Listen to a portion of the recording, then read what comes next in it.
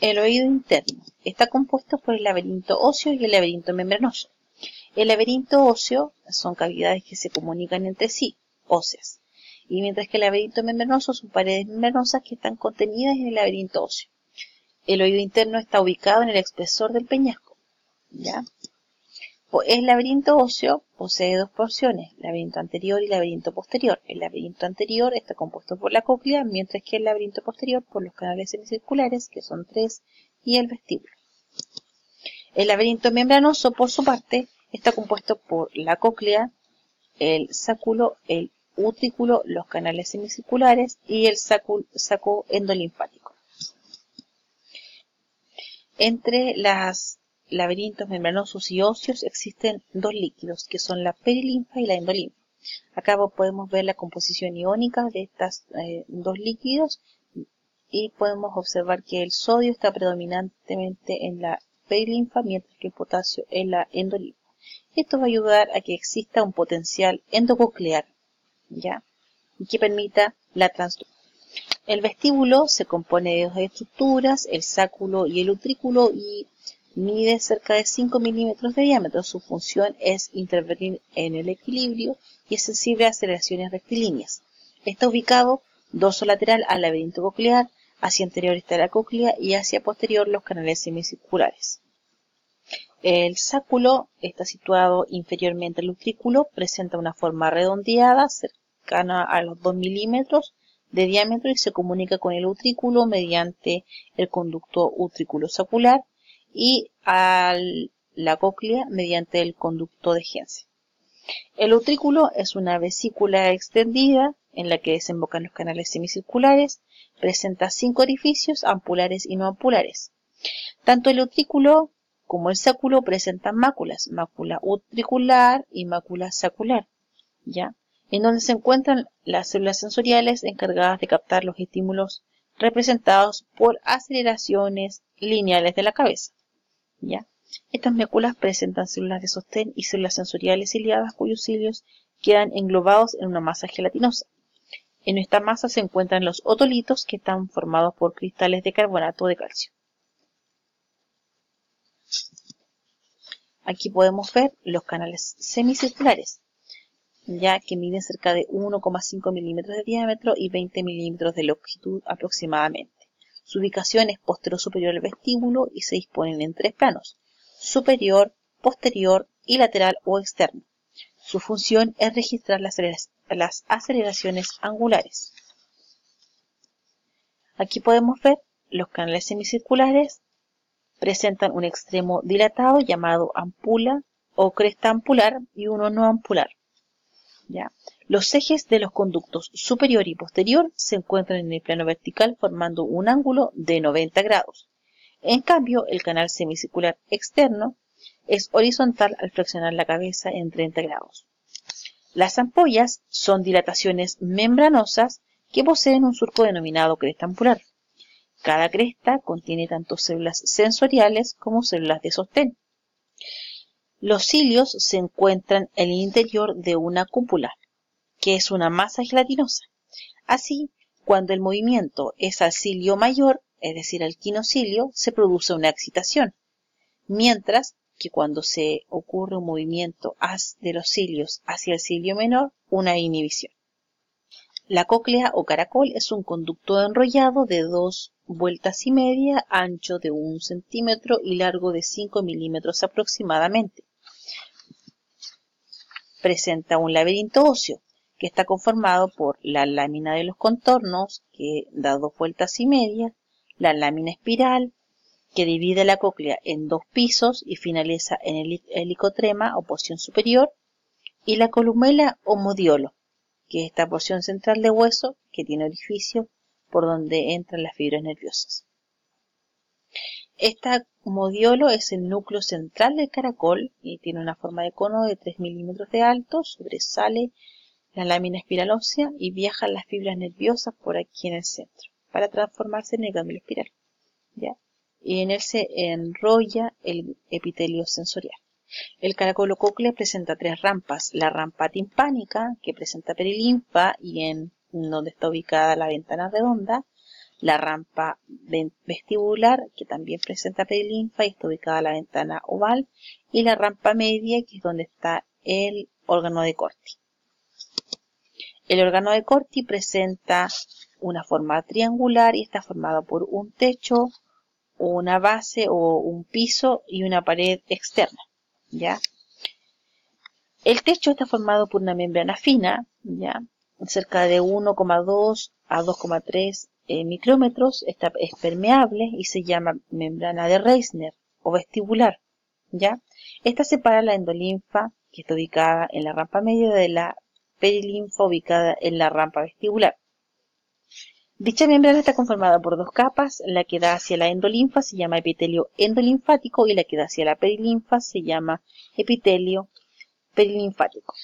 La pared externa se denomina ligamento espiral y es una membrana resistente adherida a la pared ósea de la cóclea.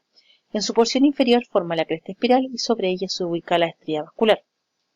La estría vascular es un epitelio abundantemente vascularizado y con una serie de tres tipos celulares: células marginales, células intermediarias y células basales. Su función es producir la endolinfa y mantener las características electroquímicas necesarias para el buen funcionamiento de las células ciliadas y la generación del potencial endococlear. El piso está formado por una membrana denominada membrana basilar, que separa el órgano de Corti de la rampa timpánica. En ella se encuentran tanto las células sensoriales como las células de sostén. Además, podemos ver la membrana tectorial, que es la membrana con la que están en contacto los cilios de estas células ciliadas. Las células del órgano de Corti pueden dividirse en células de sostén como células ciliadas, ¿ya? Aquí podemos ver que la célula ciliada interna, tres filas de células ciliadas externas y las células de sostén. Las células de sostén permiten las uniones de membranas que favorecen el soporte mecánico y metabólico a las células sensoriales, pudiendo desarrollarse como estas, pero sin proliferación. También participan en la formación y el mantenimiento de fluidos cocleares. Tenemos acá las células ciliadas internas, las células ciliadas externas, las células de Deiters, que están en contacto siempre con las células ciliadas externas, las de Claudius y las células pilares, que forman en el fondo el túnel de Corti. Las células auditivas o células ciliadas son aproximadamente 15.000 células epiteliales polarizadas, denominadas células ciliadas externas y células ciliadas internas. Estas células son sensibles a sonidos de hasta 20 kHz y presentan organulos mecanosensibles situados en su superficie apical. Estos procesos u organulos se llaman esterocilios y están compuestos por una capa interna de filamentos de actina unidos a miosina y canales mecanotransductores en sus puntas. Aquí podemos ver las células ciliadas internas y las células ciliadas externas dispuestas en tres filas. Las células ciliadas internas se ubican en una hilera y permiten la transducción mecanoeléctrica, ¿ya? Es decir, la transformación de la energía mecánica que viene de la membrana timpánica a energía eléctrica. Presentan forma globular y sus estereocilios no hacen contacto con la membrana tectoria. Su porción basal hace sinapsis de manera directa con fibras aferentes, es decir, que llevan información desde la cóclea hacia el cerebro. Su inervación es en su mayoría aferente, cerca del 95% lleva información hacia el cerebro, mientras que solo el 5% tiene información eferente, información que viene del sistema eferente, ¿ya? Las células ciliadas externas se ubican en hileras de 3 y permiten la transducción tanto mecanoeléctrica como electromecánica. ¿Ya? Presentan forma cilíndrica y están envueltas por células de sostén, que son las células de Deiters. Sus cilios contactan con la membrana tectoria, a diferencia de las células ciliadas internas, y presentan una forma de W. Su inervación eferente, es decir, que proviene del sistema auditivo eferente, es cerca del 95%, mientras que la aferente, es decir, información que llevan hacia el cerebro, es solo un 5%. Esta última está mediada por fibras granulares tipo 2, que son finas y no mielinizadas. La inervación de las células ciliadas. Acá podemos ver en el dibujo las células ciliadas internas y las células ciliadas externas. Se observa que a las células ciliadas internas llegan una gran cantidad de fibras aferentes, es decir, que lleva información hacia el cerebro. Cerca de 20 fibras conectan a cada una de las células ciliadas internas, a diferencia de las células ciliadas externas, que su aferencia principalmente la realiza una fibra que puede contactar con muchas células ciliadas externas. La parte eferente, por su parte, ya, es decir, información que llega a la célula ciliada tanto interna como externa, se realiza de la siguiente manera. A la célula ciliada interna le llega eferencia, pero que no va a contactar directamente con la célula ciliada interna, sino que va a ser un contacto de sinapsis entre fibras nerviosas, aferentes y eferentes. En cambio, las fibras que van hacia las células ciliadas externas pueden contactar con varias de estas. Las sinapsis aferentes, es decir, las que llevan información hacia el cerebro, son principalmente gracias a dos tipos de fibras. Las fibras gangliolares tipo 1, que son gruesas y tienen mielina, por lo tanto avanzan rápidamente hacia el cerebro, contactan principalmente con las células ciliadas internas, mientras que las fibras ganglionales tipo 2, que son fibras finas, no mielinizadas, contactan principalmente con las células ciliadas externas.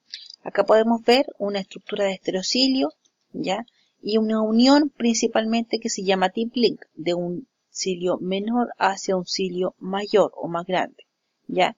Aquí vemos las fibras de actina con las fibras de miosina y los canales mecanoeléctricos o de transducción que están acá. Y las distintas moléculas que están formando esta unión entre los estereocilios de menor y mayor tamaño, ¿ya? Esto permite el fenómeno de despolarización y el fenómeno de adaptación que hablaremos en la parte de fisiología auditiva. La irrigación arterial del oído interno está dada principalmente por la arteria laberíntica, que proviene de la arteria basilar. Esta arteria laberíntica va a dar tres ramas: la arteria vestibular anterior, la arteria coclear común y la arteria vestíbulo-coclear. La arteria vestibular anterior va a irrigar parte del utrículo, el sáculo y los canales semicirculares superior y horizontal.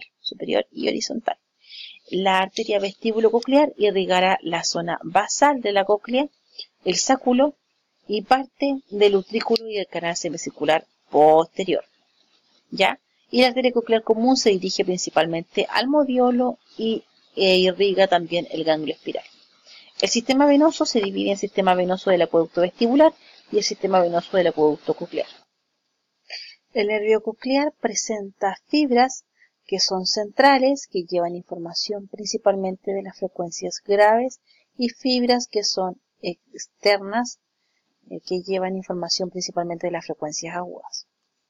El nervio cocleovestibular nace en el bulbo raquídeo, cruza el conducto auditivo interno, que aquí está representado por esta línea, y se divide en una rama anterior para la cóclea y una rama posterior para la parte vestibular. La rama coclear llega al ganglio de Corti o al ganglio espiral y luego se dirige a las células ciliadas. Para finalizar, vamos a hablar de la organización tonotópica de la cóclea. ¿Esto qué quiere decir? Que en cada porción de esta membrana basilar donde estaban ubicadas las células ciliadas va a existir un tono específico con el cual se van a estimular estas células ciliadas, ¿ya? Por eso se habla de una organización tonotópica. Esta organización va a depender tanto del ancho de la membrana basilar como de la talla de las células ciliadas. Si ustedes se fijan, acá está la membrana basilar. En la base podemos observar que la membrana basilar es menos ancha que en el ápice y a su vez podemos observar que las células ciliadas son mucho más grandes en la parte del ápice de la cóclea, ¿ya? Lo anterior nos da que en la parte apical poseemos las frecuencias graves y en la parte basal las frecuencias agudas. Por si necesitan ver nuestra bibliografía, aquí está.